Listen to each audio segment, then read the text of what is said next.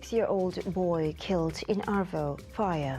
Fatal ditch fall in Jalan Sibu. And Sarawak backs up Kilat boy for Dubai Boxing Championship.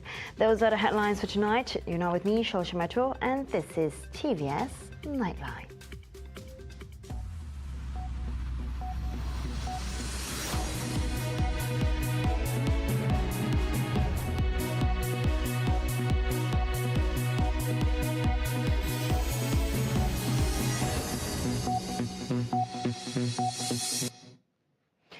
A tragic afternoon fire engulfed 5 houses at RPR Batukawa on Monday, with a 6-year-old boy emerging as the lone victim. A spokesperson from Sarawak Fire and Rescue Department of Bomba said the young victim, identified as Zayan Nazim Zainal Abidin, was presumed to have been trapped on the 2nd floor of his residence after failing to escape from the raging flames. The body was then handed over to the police for further action. The blaze, reported around 1:12 p.m, prompted the swift response of firefighters from Parungan and Batu Lintang fire stations to the scene. The fire's devastating effects resulted in 2 houses being reduced to ashes, another 2 suffering severe damage, and a final one sustaining slight damage. Difahamkan pada masa kejadian ada lebih kurang 2 orang, 2 orang, iaitu nenek dan juga si mangsa lah. Jadi daripada kata orang keterangan nenek yang menyatakan ada mangsa di dalam tu, yang menyebabkan kita cuba juga menyelamatkan, tapi disebabkan faktor satu, kebakaran terlalu cepat, dan juga akses nak kata orang menuju ke menyelamatkan mangsa tu amat sukar sebab api dah terlalu tinggi, api terlalu marak sangat dan telah memakan tangga, dan kawasan struktur pun menjadi tidak stabil. Lebih kurang 2.5 tadi kita telah kawal kemerdekaan daripada hampir, sebenarnya satu blok ni melibatkan 8 pintu, tapi kita maintain sampai rumah yang ke-7 kita berjaya kawal, dan rumah yang ke hujung sekali 8 terselamatlah daripada sebarang kemusnahan. Jadi faktor ataupun punca kebakaran masih lagi dalam siasatan pihak forensik kami, dan kita boleh nampak faktor kemerdekaan itu adalah disebabkan tiada dinding pemisah antara rumah lah. Yang ini adalah rumah fashion lama, jadi dia tiada dinding pemisah menyebabkan api itu merebak cepat melalui siling, dan tambahan pula material kayu pada tingkat atas tu yang menyebabkan kemerdekaan itu mudah, cepat. Dan pada masa sama juga cuaca panas dan faktor berangin ini membantu lagi lah kemerdekaan api. A motorcyclist died in a single vehicle collision after the machine he was riding veered into a 3-meter deep trench along Jalan Bintulu Sibu on Sunday night. Bintulu Fire and Rescue Department Bomba 1 Kamaruddin 1 Ahmad said the department received a distress call at 8:12 p.m, alerting them of the accident. It was understood that the victim, identified as 27-year-old Hilary Tawan Kalong, succumbed to his injuries due to the severe injuries to the head. The case is investigated under Section 41(1) of the Road Transport Act 1987.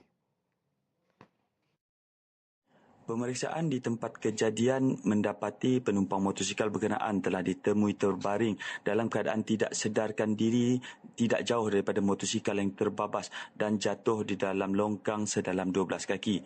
Dan anggota bomba kemudian membawa naik mangsa ke atas menggunakan pengusung.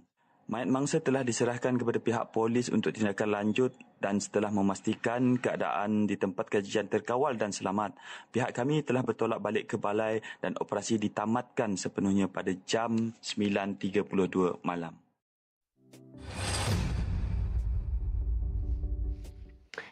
The Sarawak government strives to boost local farmers' income and mitigate poverty through diversifying income streams and exploring agritourism business opportunities.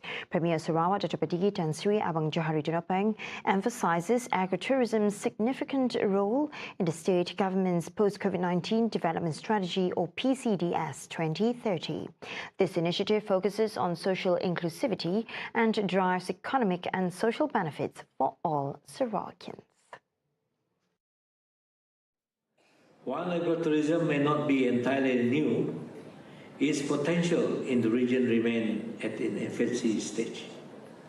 Sarawak boasts existing farming, infrastructure, facilities that can be strategically promoted to place our state at the forefront of agro-tourism. By offering a distinct and unique tourism product, we elevate Sarawak recognition beyond the regular and common offering in tourism promotion. He said this in his keynote address during the opening ceremony of the Sarawak Agro-Tourism Conference and Expo SATCE 2023 earlier today. His text speech was read by Deputy Premier Dato' Amar Douglas Uga Embas. SATCE 2023 runs from August 28th at the Borneo Convention Center, Kuching, with 200 delegates and 20 exhibitors promoting agro-tourism potential, aimed to boost agro-tourism investment, infrastructure, accommodation, food production, and entrepreneurship. The agritourism holds promise for hospitality and agricultural ventures such as homestays, tourist guides, and downstream agricultural products. We are fostering an ecosystem of economic growth that benefit not only our visitors but also our local entrepreneurs and communities. The conference would feature 20 local and international speakers. The Sarawak State Government plans to enhance tourism and economic ties by establishing and expanding direct flight routes from various Indonesian cities to Sarawak. Minister of Tourism, Creative Industry and Performing Arts, Dato' Abdul Karim Rahman Hamzah, has held discussions with Indonesian airlines for potential new routes, including connecting Jakarta, Surabaya, Bali and Medan to Kuching. That's why we're trying to come up to something better to improve our joint bilateral tourism promotion. Dan selain daripada itu, saya pun dah berjumpa dengan two other airlines from Indonesia, hoping that they could also look into daripada Indonesia masuk ke sini, sama ada daripada Jakarta, daripada Surabaya, daripada Bali, Medan ke. And we hope also MAS can have that kind of flight. Abdul Karim further added that the planned expansion of direct flight routes to Sarawak is expected to facilitate seamless travel for tourists and facilitate trade, as well as act as a conduit for Borneo's upcoming Umrah hub starting next month. Currently, Sarawak maintains one direct flight connection from Indonesia, which is the Jakarta-Kuching route operated by AirAsia Indonesia. In addition to these efforts, the Kuching-Pontianak route, which was temporarily suspended due to the COVID-19 pandemic, is currently in the process of being reinstated. The Kuching Marathon 2023 is set to attract over 11,000 participants on October 1st. Minister of Tourism, Creative Industry and Performing Arts, Dato' Sri Abdul Karim Rahman Hamzah, announced that as of today, a total of 8,600 local and international runners have confirmed their presence for Sarawak's premier running event. I'm very, very sure we should be able to hit that 10 or 11,000 by end of September. Kita masih ada lebih kurang satu bulan lebih sikit untuk mereka yang minat. Because we know those in Kuching will always be the last minute pendaftar. Runners stand to win 100,000 ringgit in prizes across 6 categories, including 42 kilometers, men and women, 21 kilometers, open and veteran, 10 kilometers and 5 kilometers fun run. At the same time, Karim made a request for masjid and surau located within the marathon's route to remain open during running hours from 1 a.m. to 8 a.m. We also informed the masjid and the surau, place them into the list where are those surau and masjid sited, because some of them they will run, they will stop over for prayer, subuh prayer, the morning prayer. After that they will continue their run, which make the marathon to be much more meaningful. Sarawak is proudly backing its local talent Deloniel Magdalon, who is widely known as Kilat Boy, as he aims to compete in a professional boxing championship in Dubai this October. Minister of Youth, Sports and Entrepreneur Development Sarawak, Dato Sri Abdul Karim Rahman Hamzah, expressed confidence in the abilities of this 24-year-old athlete. This follows his remarkable victory in the second edition of the Sarawak Open Boxing Championship 2023, held in Sri Aman, where he emerged victorious in the international category. Tapi sekiranya acara yang akan diadakan di Dubai adalah acara yang agak tinggi prestisnya, we will definitely give support. And if the persatuan, the coaches said, please send him, we will definitely send him. I'm not in the, one person who will not assist if he is a Sarawakian and if he can bring back good names to Sarawak. Whether it's in the sport of tinju, whether it's in wushu, whether it is bodybuilding, we have been supporting. Previously, Kilat Boy showcased remarkable skill by defeating his opponent, Oki Akbar, from Indonesia, in an intense 6-round bout.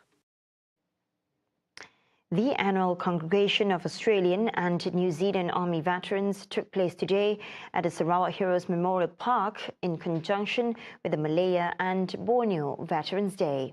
The ceremony was graced by the presence of the President of the National Malaya and Borneo Veterans Association Australia for South Australia and Northern Territory Branch, Major Paul Rosenweig, the Life Member and Vice President, Malayan Veterans Association, Bill Russell, and New Zealand's High Commissioner to Malaysia, Her Excellency Pam Chong Dun.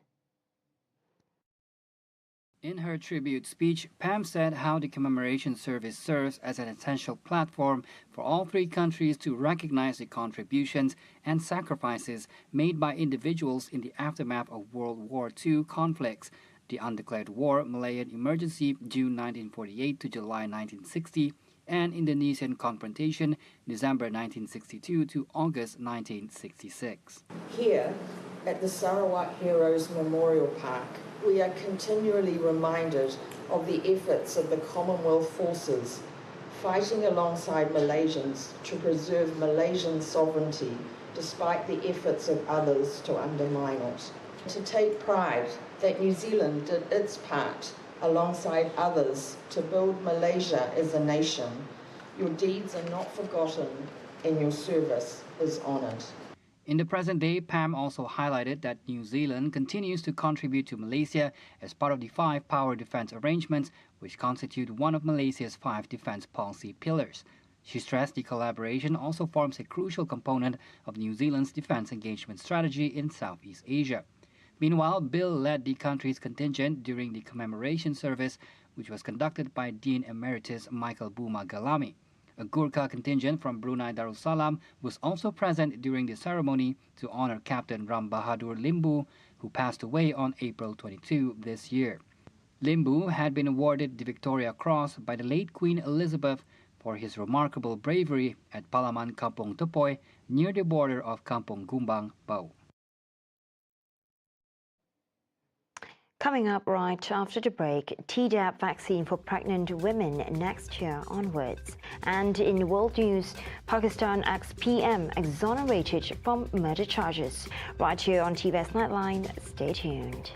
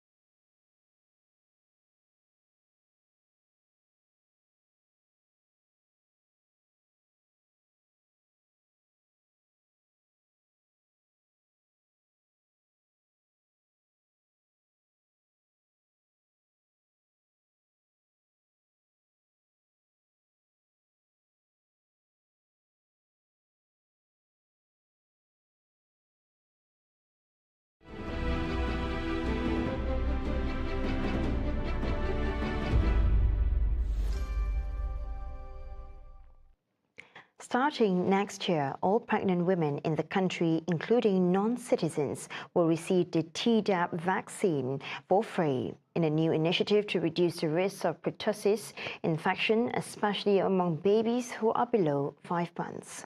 Health Minister Dr. Zaliha Mustafa said the implementation will begin after the procurement of the Tdap vaccine supply is completed and its supply is available at MOH's facilities nationwide. According to Dr. Zaliha, giving the TDAP vaccine to pregnant women will give protection to the fetus until the baby is born and until they can complete 3 primary doses of pertussis vaccine at the age of 5 months. She also said babies below 5 months form the group with the highest risk of contracting pertussis and experiencing complications arising from diseases such as pneumonia, encephalopathy, and leading even to death. As the antibodies in the baby's body will only reach an optimal level of protection when the baby has received 3 doses of the pertussis vaccine, given under the National Immunization Program at the age of 5 months. Until August 23rd of this year, she said a total of 343 cases of pertussis were recorded in the country, with 24 deaths. From these 343 cases, 172 cases, or 50.4%, were infants under the age of 5 months, while of the 24 deaths recorded, 19 were infants under the age of 5 months. The Ministry of Communication and Digital engaged in talks with the Social Security Organization, or PERGESO, to address social safety protection for professionals within the creative arts sector. Its Minister, Fahmi Fadzil, emphasized that individuals working in various roles within the industry, including actors, singers and behind-the-scenes crew, encounter challenges and safety risks during their work and deserve social protection. Kalau kita tahu, rakan-rakan dalam bidang perfilman sebagai contoh ataupun kru bagi industri muzik, they go project to project basis dan kebiasaannya ada aspek-aspek yang keselamatan sosial yang perlu diberi perhatian, termasuk isu pension ilat dan kairat kematian. Jadi saya harap perbincangan itu dapat diadakan pada kadar segera. The conversation also includes the participation of the National Film Development Corporation Malaysia, or FINAS, and My Creative Ventures Sendian Berhad, My CV, to explore viable packages or a package rahmah that can be provided and made accessible. Kita ingin lihat keselamatan sosial ini dilanjutkan, insya-Allah. Mungkin package yang lebih rahmah, ya, kerana kita tahu dia ada melibatkan sedikit kos. Tapi saya difahamkan jumlahnya mungkin tidak terlalu besar, tapi manfaatnya lebih banyak. He was met during the handover ceremony of the Digital Content Fund (DKD) offer letter and the launch of the Film Community Fund at the Ministry's Multipurpose Hall on Monday. Concerning the Film Community Fund, Fahmi stated that it represents the government's commitment facilitated by FINAS to provide assistance in terms of welfare and well-being to participants in the creative industry, particularly in the realm of film. The fund's purpose is to manage the distribution of aid, contributions and donations received through collaborations with government bodies, non-governmental organizations, NGOs, associations, private companies, and individuals. Hence, the ministry will engage in further discussions with FINAS and industry stakeholders to assess the annual requirements and determine the appropriate allocations for the fund. Sarawak holds the largest potential for renewable energy development in Malaysia, positioning the country as a leader in the regional energy transition. Deputy Minister Liew Chin Tong noted the federal government's alignment, enabling Sarawak to accelerate significant projects. Hydrogen bersama dengan elektrik, kalau semacam EV dan juga kemungkinan masa depan hydrogen ni memang satu bidang yang berpotensi dan apa yang telah diusahakan oleh kerajaan Sarawak ni kita kagumkan dan kita memberi galakan. He told this to reporters after officiating the Infinity 8 Reserve Mid-Valley South Key office space in Johor Bahru. On May 31st, Sarawak Premier Dato' Patinggi Tan Sri Abang Johor Tun Openg said the state would continue to focus mainly on hydropower for its energy source. He said that the state's abundant natural resources, especially high rainfall and rivers, offer the best conditions for the development of renewable energy such as hydroelectric power. As such, with the continuous close cooperation between the federal government and the Sarawak government, this had also enabled economic agenda and initiatives to be successfully implemented.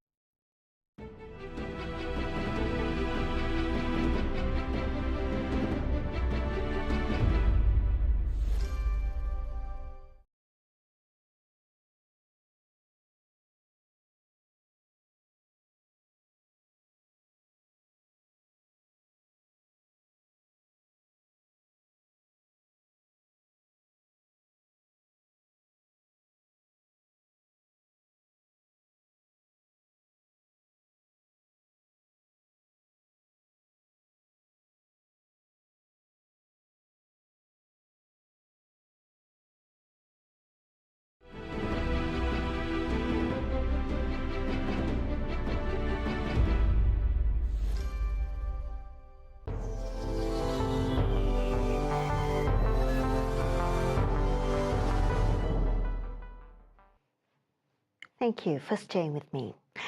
The white gunman who shot and killed 3 people at a Dollar General store in Jacksonville, Florida, was a 21-year-old who bought his guns legally and had no criminal history, local law enforcement said on Sunday. The shooter, Ryan Christopher Palmer, lived with his parents in a suburb of Jacksonville, Sheriff T.K. Waters told a press conference. The Office of the Medical Examiner has positively identified the shooter as Ryan Christopher Palmer. The shooter was 21 years of age when he committed yesterday's atrocities. He lived with his parents in Orange Park in Clay County, Florida. To our knowledge, he had no criminal arrest history. And as I said yesterday, he did have a Baker Act petition from 2017. This petition occurred in Clay County, and it appears that the shooter was held for 72 hours under the Baker Act provisions and then released without further involuntary commitment.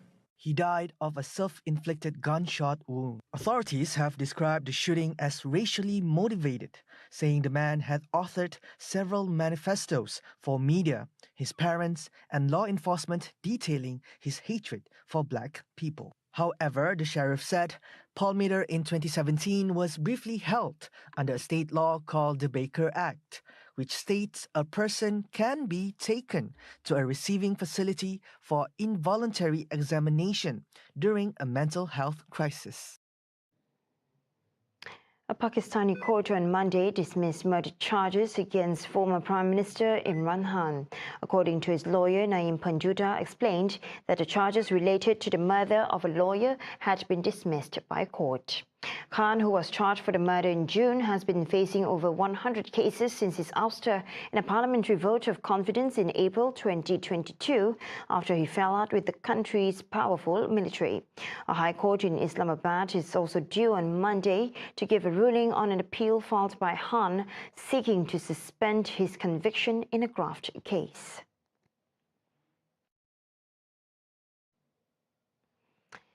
Terry Goh, the billionaire founder of Major Apple Incorporated supplier Foxconn, announced on Monday a bid to be Taiwan's next president in the 2024 elections. Saying he wanted to ensure the island did not become the next Ukraine, Goh is the 4th person to throw his hat in the ring for the January election, but his poll numbers before his announcement put him well behind the front-runner, current Vice President William Lai. 72-year-old Gao stepped down as Foxconn chief in 2019 and made his first presidential bid that year, but dropped out after he failed to win the nomination for Taiwan's main opposition party, the Kuomintang KMT. Gao has spent the past few weeks touring Taiwan and holding campaign-like rallies, fueling speculation he was planning to run as an independent. Speaking at a Taipei Conference Center, Gao lambasted the ruling Democratic Progressive Party, DPP. The DPP champions Taiwan's separate identity from China, but the government in Leeds has repeatedly offered talks with China that have been rebuffed. Gao's main theme in his pre-campaign events has been that the only way to avoid war with China, which claims Taiwan as its own territory, is to get the DPP out of office. According to election regulations, Gao must gather close to 300,000 voter signatures by November 2nd to be qualified as an independent candidate. The Central Election Commission will review the signatures and announce the results by November 14th. See the world closer with TVS as we bring the latest news updates both locally and internationally. For more headlines anytime, anywhere, just head on to our official website at tvstv.my or follow us on our social media platforms. And that's all the time we have for TVS Nightline. I'm Shol Shamiato. Thank you for watching.